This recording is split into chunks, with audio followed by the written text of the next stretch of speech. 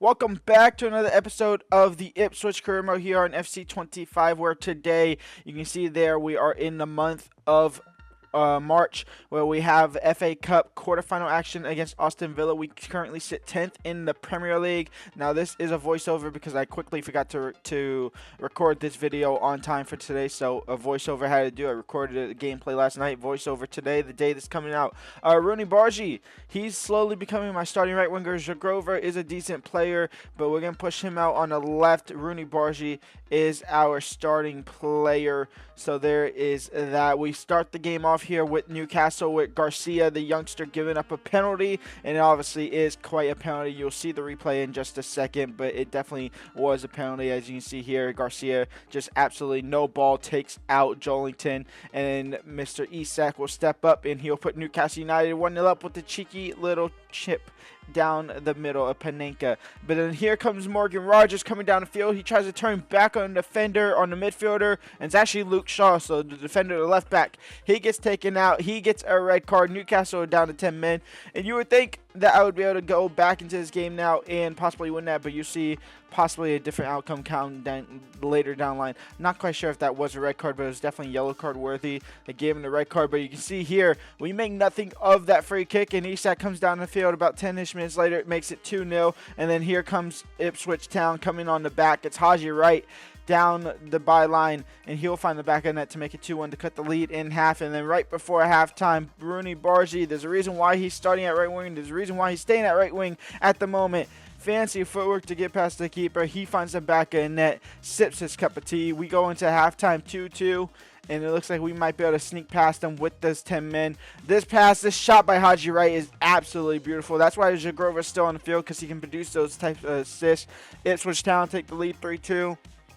But Newcastle never gave up. A great finish by Joelinton, who got the penalty in the first half to open up this game. And then here comes Isak just running down our defense for a hat-trick. He gets his hat-trick. Newcastle take the lead, and that will be all she wrote. We lose 4-3 to 10-men Newcastle.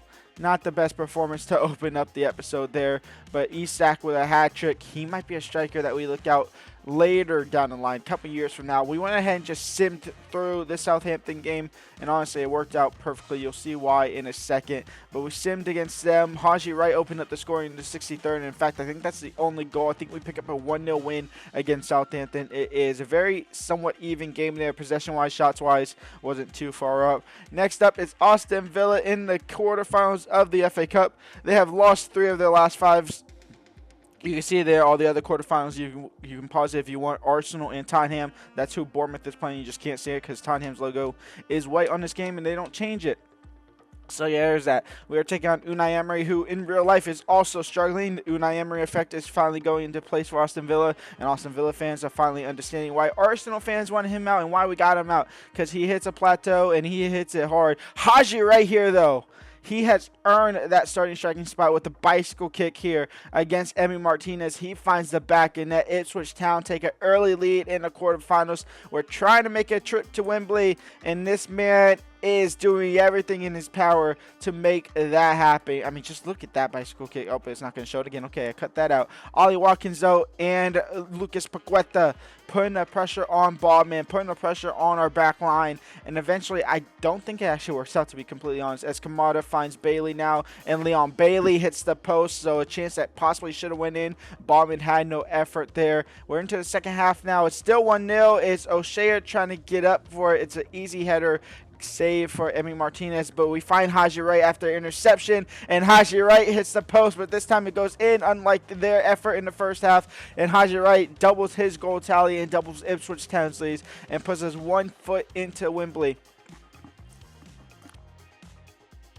You can see here, just at the end of the game, quite literally with added time over with, Ollie Watkins gets his goal, but it's only a consolation goal, and Ipswich Town are Wembley bound, beating Aston Villa 2-1. The teams we can face are either probably, yeah, let's see, we can take on Spurs, Arsenal, or Leicester City, or Nottingham Forest. We simmed a couple days, and we get the luck of the draw once more. Ipswich Town versus Nottingham Forest. It's a North London derby. You can see here we are going to go ahead and simulate. I was going to play West Ham to close this episode out. We went ahead and simulate the rest of this month because I wasn't going to play those 3 games against the top 6 anyway. We lose to West Ham. We lose to 2 of the other teams. I forgot there. Just went zooming by.